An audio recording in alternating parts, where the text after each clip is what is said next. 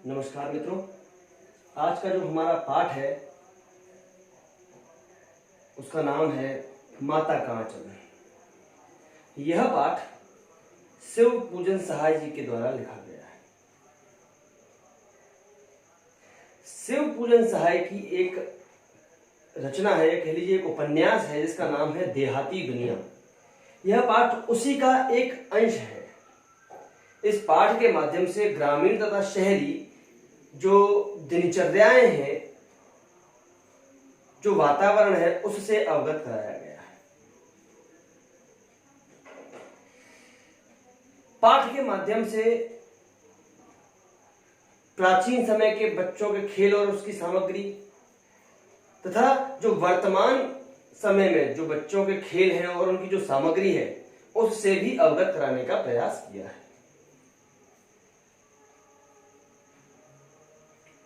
माता का आंचल पाठ के अंतर्गत माता पिता का बच्चे के प्रति तथा बच्चे का माता पिता के प्रति जो स्नेह है उसे व्यक्त करने का प्रयास किया गया और बताया गया है कि हर परिस्थिति में एक बच्चा जो है वह अपने आप को सबसे ज्यादा सुरक्षित केवल और केवल अपनी माता के सानिध्य में ही समझता है। इसी पर आधारित यह पाठ है। आइए इस पाठ की ओर चलते हैं। सबसे पहला पॉइंट आता है इसमें पिता से लगाव। देखिए यहां बताया गया है कि लेखक का बचपन से ही पिता के साथ बहुत ज्यादा लगाव था। वे पिता के साथ ही उठते थे, बैठते थे, जागते थे, सोते थे, खाना खाते थे। यहां तक कि उनके पिताजी जब सुबह सवेरे जल्दी उठ करके पूजा करने के लिए बैठ जाते थे तो लेखक भी उनके साथ जाग करके पूजा करने के लिए बैठ जाते थे और अपने मस्तक पर भभूत का त्रिपुंड बनाने का हठ करते थे, जिद करते थे। और उनके पिताजी उनके मस्तक पर, लेखक के मस्तक पर भभूत का जो त्रिपुंड होता है वह बना दिया करते थे, जिस कारण से वह बिल्कुल ही बम बोले के समान लगते थे। इसीलिए उनके जो पिताजी थे वे उन्हें भोलानाथ कहकर के पुकारा करते थे। हालांकि उनका वास्तविक नाम, उनके बचपन का नाम तारकेश्वर नाथ था।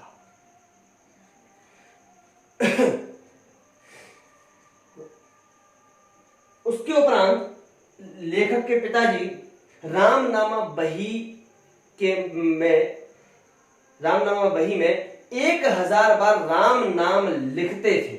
साथ ही 500 छोटे छोटे कागज के टुकड़ों पर राम लिख करके उसे आटे में मिला करके उसकी गोलियां बना करके प्रतिदिन मछली को डालने जाया करते थे।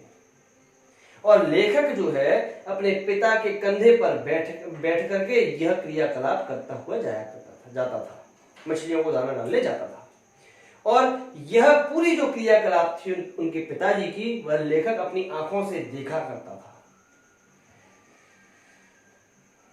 वहां से वापस आते समय लेखक के पिताजी पेड़ की डालियों पर उसे झूला झुलाते थे, उसके साथ खेला करते थे। दूसरा पॉइंट आता है पिताजी के खेल, पिता के खेल। लेखक के पिताजी अनेक प्रकार से लेखक के साथ खेला करते थे, जैसे कि उनके साथ कुश्ती करना। लेखक के साथ कुश्ती किया करते थे, झूठ मूठ की कुश्ती किया करते थे और जानबूझ करके हार जाया करते थे। तब लेखक उनकी छाती पर बैठ करके उनकी दाढ़ी और मूछ के जो बाल होते थे जो काफी घने थे उनसे खींच करके उखाड़ने का प्रयास करता था। लंबी लंबी दाढ़ी और मूछ को उखाड़ने का प्रयास करता था। कभी कभी उनके पिताजी लेखक के गालों पर खट्टा मीठा चुम्मा लिया करते थे, एक प्यार भरा चुम्मा दिया करते थे, जिस कारण से लेखक के पिता की जो दाढ़ी मूछ है वह लेखक के गालों पर चुभ जाया करती थी,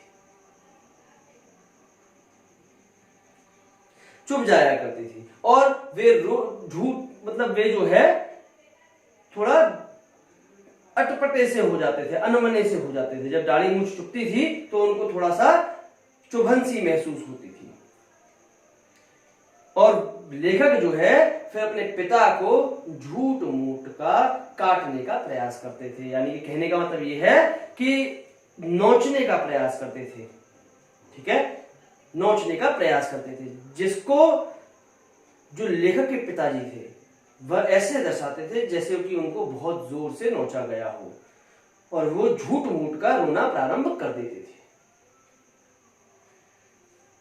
और इस वाक्य को देख करके, इस दृश्य को देख करके जो लेखक थे वह हंसने और मुस्कुराने लगते थे, हंसने लगते थे। तीसरा पॉइंट आता है भोजन के समय माता पिता का लाड। भोलानाथ अर्थात लेखक पिता के साथ ही भोजन किया करते थे, और पिता उसे दूध या दही में मिश्रित जो भात होता है वे खिलाते थे। जब उनका पेट भर जाता था, लेखक का पेट भर जाता था, तो लेखक की माताजी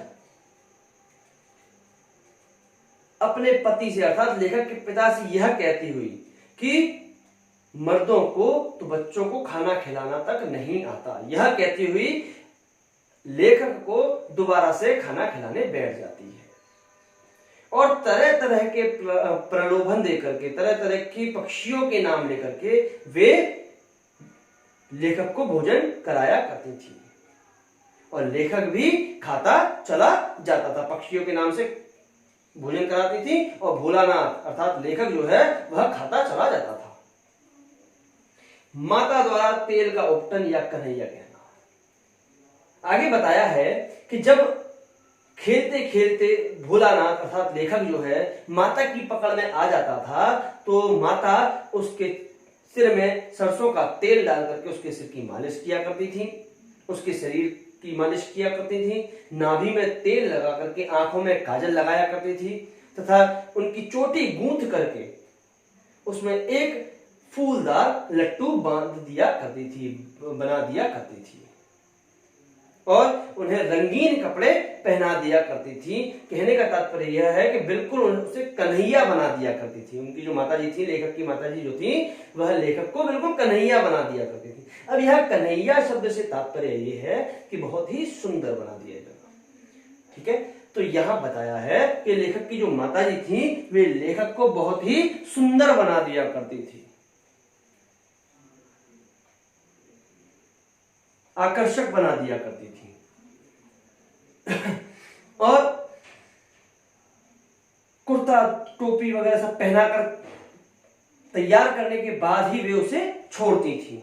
और भोलानाथ अपनी माता के द्वारा की गई इस ज्यादती को लेकर के वे सिसकते हुए अपने पिता की गोद में जाकर के बाहर चले जाते थे, पिता की गोद में चले जाते थे, और वहां से उनके पिताजी जो उन्हें बाहर ले जाया करते थे। अनेक प्रकार के खेल, अब यहां आते हैं अनेक प्रकार के खेल। अब यहां देखिए, यहां मैंने आपको बताया कि भोलानाथ को अर्थात लेखक को उनके पिताजी, जब भोलानाथ सिसकते हुए अपने पिता की गोद में आते हैं तो लेखक के पिताजी उसे बाहर ले जाते हैं। तो बाहर जाते ही जब लेखक को उनकी टोलियां मिलती हैं, उनके मित्रों की टोलियां मिलती हैं अटखेलियां करते हुए, खेलते हुए, तो लेखक अपना रोना, अपना सिसकना भूल करके उनके साथ खेलने में मग्न हो जाता है, उनके साथ खेलने लगता है, झुंड में मिल जाता है। उन्हें देखते ही वे अपने पिता की गोद से उतर करके उनके साथ खेलने लगता है और अपना रोना भूल जाता है। उनके खेल तमाशे एक नाटक के जैसे हुआ करते थे।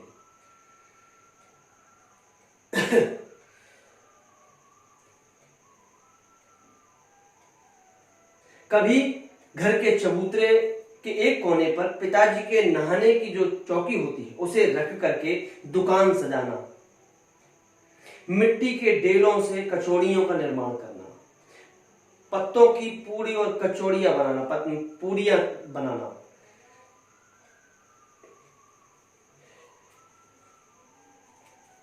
फूटे हुए घड़े के टुकड़ों के साथ तरह तरह की मिठाइयां बनाना, इस प्रकार के जो है उनके व्यंजन हुआ करते थे। उन खेलों के अंतर्गत ये उनके व्यंजन हुआ करते थे। उसके बाद थोड़ी देर बाद वे घरौंदा बनाते थे। घरौंदा मतलब जानते हैं आप लोग, छोटे छोटे घर बनाना, छोटे छोटे घरों को बनाने का काम किया करते थे, छोटे छोटे घर बनाते थे। मिट्टी की मेड़ से दीवार का निर्माण करते थे। ये सभी उनके खेल के हिस्से थे। मिट्टी की मेड़ से दीवार का निर्माण करना, तिनकों का छप्पर बनाना, यहां तक कि जो नीम की दातुन होती है उससे खंबे का निर्माण करना। दिया सलाई की डिब्बियों से किवाड़ बनाए जाते थे। ये सारे उनके खेल के हिस्से थे, खेल के अंग थे, खेल की वस्तुएं थी। घड़े के मुंह अर्थात घड़े का जो ऊपरी हिस्सा होता है, घड़े का जो मुंह होता है, उससे चूल्हा चक्की ये सब बनाना, दिए से कढ़ाई बनाना, और पिता की आचमनी से कलछी का निर्माण, कलछी बनाते थे। पानी को घी की तरह जो है वो प्रयोग में लाया करते थे। धूल को आटे की तरह और बालू को चीनी की तरह वे प्रयोग में लाया करते थे। ये सारे इनके खेलने की वस्तुएं थी, ये इनसे खेला करते थे और दावत बिठाया करते थे, ज्योनार बिठाया करते थे। ठीक है, ज्योनार की तैयारियां करने लगते थे। जब लेखक के पिताजी वहां चुपचाप आकर के बैठ जाते थे, जब लेखक के पिताजी वहां उस ज्योनार में आकर के चुपचाप बैठ जाया करते थे, पंगत में बैठ जाया करते थे, तो उन्हें देखते ही लेखक और उनके सभी साथी वहां से भाग जाया करते थे। हंसते हुए मुस्कुराते हुए वहां से भाग जाया करते थे। भाग जाया करते थे। कभी सब बालक मिल करके बारात निकालते थे, जिसमें कि कनस्तर का तंबूरा, एक प्रकार का वाद्य यंत्र होता है तंबूरा, कनस्तर का तंबूरा बनाते थे। आम की गुठलियों को घिस करके उसका प्रयोग शहनाई की तरह करते थे। टूटी हुई चूहेदानी की पालकी बनाते थे और भोलानाथ समधी बनकर के बकरे पर सवार होकर के दुल्हन के घर पहुंच जाते थे, दुल्हन के द्वार तक पहुंचते थे। वहां काठ की पटरियों से घिरे एक छोटे से आंगन में कुलहिये का कलसा होता था। कुलहिया आप जानते हैं, छोटी सी सुराही, कुलहिये का कलसा हुआ करता था, कलसा रखा रहता था। फिर बारात दुल्हन के साथ ही वापस लौटती थी। खटोली पर लाल पर्दा लगाकर उसे एक प्रकार की पालकी बना दिया जाता था, जिसमें कि दुल्हन सवार होकर के आती थी।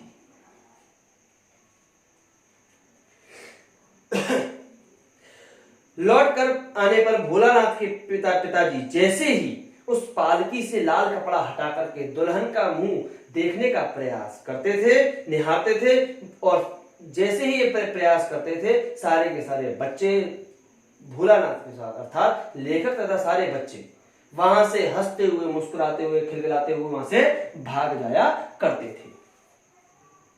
कभी कभी वे खेती करने का खेल भी वे खेला करते थे, जिसमें चबूतरे को ही वे खेत बना दिया करते थे। उसके कोने पर गरारी गाड़कर और गली को कुआं बना लिया करते थे। गरारी आप लोग जानते हैं, कुएं के ऊपर एक चक्री सी लगी होती है, उसे गरारी कहा जाता है। तो यहां बताया गया है कि कभी कभी वे खेती करने का खेल भी खेलते थे, जिसमें कि क्या करते थे वे लोग, जिसमें चबूतरे को ही वे खेत बना दिया करते थे। एक कोने पर गरारी गाड़ करके गली को कुएं की तरह वे प्रयोग में लाते थे। खेल में अपने जो है, खेल में गली को कुएं की तरह प्रयोग में लेकर के आते थे और गली को कुआं मान करके वे सिंचाई का जुगाड़ करते थे, सिंचाई करने का काम करते थे। दो बच्चों को बैल के रूप में प्रयोग किया जाता था, जो कि मोट खींचते थे, मोट खींचने का भी काम करते थे। कंकड़ों को बीज की तरह जो है प्रयोग में लाया जाता था। जो छोटे छोटे कंकड़ होते हैं ना, उसे बीज की तरह वे प्रयोग में लाते थे। जरा सी देर में फसल तैयार हो जाती थी और काट दी जाती थी और बच्चे गाना गाने लगते थे। ऊंच नीच में भई कयाली, जो उपजी सो भई हमारी। अर्थात चाहे छोटी हो, चाहे बड़ी हो, चाहे जैसी भी हो, ये छोटे छोटे पौध जो हैं अब उग चुके हैं, फसल जो है उग चुकी है। अब ये जैसी भी फसल उगी है यह अब हमारी है। जब फसल का ढेर लगता तो बाबूजी आकर पूछते, इस साल की खेती कैसी हुई है? और इतना सुनते ही सारे बच्चे खेत खलियान छोड़कर के जो है वहां से भाग खड़े होते थे। अगला पॉइंट आता है शरारत और सजा। देखिए, छोटे बच्चों का स्वभाव होता है, वे स्वभाव से थोड़े नटखट होते हैं, शरारती किस्म के होते हैं। और जब जाहिर सी बात है, जब शरारत करते हैं तो कभी कभी उन्हें सजा भी मिलती है। तो कुछ वाक्य यहां भी ऐसा हुआ जिसके बारे में हम बात करेंगे। यहां बताया गया है जो भोलानाथ और उनके साथी थे उन्हें शरारत करने और बूढ़ों को या बड़ों को चिढ़ाने में बहुत मजा आता था। एक बार बहू को विदा करा करके ला रहे एक बूढ़े को लड़के ने यह कहकर के चिढ़ाया कि रहरी में रहरी, पुरान रहरी, डोला के कन्या हमार बहरी। और इस बात को सुनते ही जो बूढ़ा व्यक्ति था उसने डेलों से, मिट्टी के डेलों से उन बच्चों को वहां से खदेड़ भगाया, मार करके वहां से दूर भगा दिया। एक दिन सभी बच्चे बाग में आम खाने के लिए गए। इसी समय बड़ी भयंकर किस्म की वहां बारिश होने लगी और सारे बच्चे भयंकर रूप से भयभीत होकर के एक पेड़ से चिपक करके खड़े हो गए और उन्होंने अपनी इस प्रकार से जान बचाई। वर्षा थमने के बाद बाग में बहुत से बिच्छू दिखाई दिए और जिसे देख करके लेखक तथा उनके सभी मित्र बहुत ही भयभीत हो उठे और वहां से भाग खड़े हुए, बुरी तरीके से वहां से भाग खड़े हुए।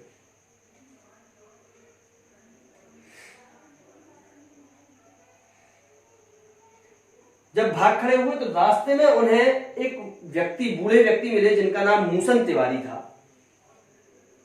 उन्हें थोड़ा कम दिखाई देता था। अब जाहिर सी बात है, बच्चों का स्वभाव है, बच्चों की फितरत है बूढ़ों को या बड़ों को चिढ़ाना, तो वही प्रक्रिया उन्होंने वहां आजमाई। बैजू नाम के लड़के ने मूसन तिवारी को चिढ़ाने को कहा तो सभी बच्चों के द्वारा मूसन तिवारी को यह कहकर के चिढ़ाया गया कि बुढ़वा बेईमान मांगे करेले का चोखा। अर्थात यह बुढ़ा जो है बहुत ही बेईमान है और इतना बेईमान है कि इसको अगर करेला भी चाहिए तो भी बिल्कुल सटीक पका हुआ, अच्छा पका हुआ, बिल्कुल चोखा होना चाहिए, बिल्कुल अच्छा होना चाहिए, कोई कमी नहीं होनी चाहिए। इस प्रकार से बुढ़वा बेईमान मांगे करेले का चोखा, इस बात को कहकर के वे मूसन तिवारी को चिढ़ाने लगे। मूसन तिवारी भड़क उठे और वहां से उन बच्चों को पत्थर मार करके वहां से खदेड़ने का उन्होंने प्रयास किया। विद्यालय पहुंचे तो उन्होंने अपने 4 बच्चों को, इन सभी बच्चों को पकड़ने के लिए भेजा, परंतु बैजू तो वहां से भाग खड़ा हुआ, हाथ लगा भोलानाथ। वो 4 बच्चे भोलानाथ को पकड़ करके मूसन तिवारी के सामने ले गए। मूसन तिवारी ने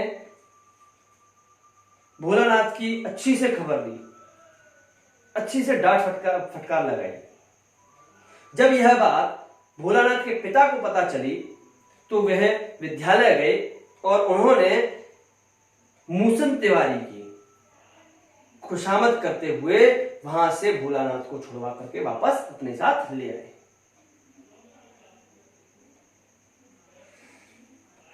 अगला केस आता है यहां सांप से भयभीत होना।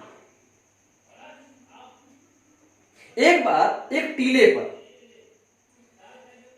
जो बच्चे थे वो जाकर के खेलने लगे तो वहां एक चूहे का बिल मिला उन बच्चों को।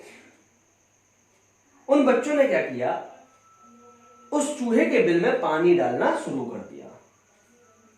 पानी डालना शुरू तो कर दिया, वे चाहते थे कि उस बिल से चूहा बाहर निकल करके भागे, इसलिए उन्होंने पानी डालना शुरू कर दिया। परंतु उस बिल से चूहा तो निकला नहीं, एक सांप निकल आया। और जब सांप निकला तो उसे देख करके भोलानाथ और उसके सभी साथी भयंकर रूप से भयभीत हो गए और वहां से भागने लगे। किसी का सिर फूट रहा है, किसी के हाथ टूट रहे हैं, किसी का पैर टूट रहा है, किसी के दांत टूट रहे हैं, किसी का सिर फूट रहा है। इस तरीके से जो है टूटते फूटते गिरते पड़ते हुए लोग जो है वहां से भाग खड़े हुए। भोलानाथ भी उनके साथ गिरते पड़ते जो है रोते बिलखते जो है डर के मारे भयभीत होकर के अपने घर पहुंचे और जाकर के सीधा अपने माता के आंचल में छिप गए। ठीक है, अपनी मां की गोद में जा छिपना। तो वे जो है जाकर के सीधे अपनी माता की गोद में जा छिपे। बरामदे में, बाहर बरामदे में उनके पिताजी भी बैठे थे। पिताजी उस भोलानाथ की ऐसी दशा देख करके उसे पुकारा, लेकिन भोलानाथ ने एक न सुनी और वे जाकर के सीधा अपनी माता के आंचल में छिप गया। वह इतना भयभीत हो चुका था कि उसके मुख से कि सिवाय स स स के अलावा कुछ भी नहीं निकल रहा था। इस दशा को देख करके, भोलानाथ की इस दशा को देख करके जो भोलानाथ की माता जी थी वे भी बहुत व्याकुल हो उठी, परेशान हो गई और अपने बच्चे को अर्थात भोलानाथ को लाड़ प्यार करने लगी, उसे जो है अपने आंचल में छिपाने लगी। इसी बीच भोलानाथ के पिताजी उसे माता की गोद से लेने के लिए आते हैं, परंतु भोलानाथ जाने को तैयार नहीं। वे अपने आप को अपने माता के आंचल में ही सबसे ज्यादा सुरक्षित मान रहा था। उसे लग रहा था कि इस परिस्थिति में, इस दशा में मुझे अगर कोई सुरक्षित रख सकता है तो वह केवल मेरी माता है। जिस प्रकार से हमें कभी चोट लगती है तो हमारे मुख से सबसे पहला शब्द निकलता है माता, मां, मम्मी। ठीक उसी प्रकार से भोलानाथ का व्यक्तित्व था।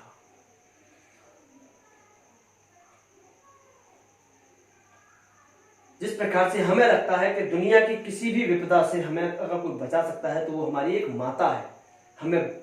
हम उनके सानिध्य में रहकर के, उनके आंचल के सानिध्य में रहकर के अपने आप को सबसे ज्यादा सुरक्षित महसूस करते हैं। ठीक उसी प्रकार से भोलानाथ ने भी किया। उन्होंने अंत में आकर के माता की शरण लेना जरूरी समझा, पिता को ध्यान ही न देते हुए उनको जो है नेग्लेक्ट किया। तो ये था इस माता के आंचल का सारांश, जिसमें कि माता पिता का बच्चे के प्रति और बच्चे का माता पिता के प्रति जो स्नेह है, जो प्रेम है, उसे व्यक्त किया गया, जो वात्सल्य है उसे व्यक्त किया गया है। साथ ही साथ शहरी तथा ग्रामीण जीवन में तुलना की गई है। बताया गया है कि वर्तमान समय में जो बच्चे हैं, शहरी जीवन के जो बच्चे हैं, उनके खेल और उनकी सामग्री किस प्रकार की थी और पुराने समय के जो बच्चे हुआ करते थे, जो ग्रामीण शैली के जो बच्चे हुआ करते थे, उनके खेल और उनके खेलने की सामग्री किस प्रकार की हुआ करती थी, उसमें भी यहां भिन्नता दिखाने का प्रयास किया गया है। आज के लिए इतना काफी है। धन्यवाद।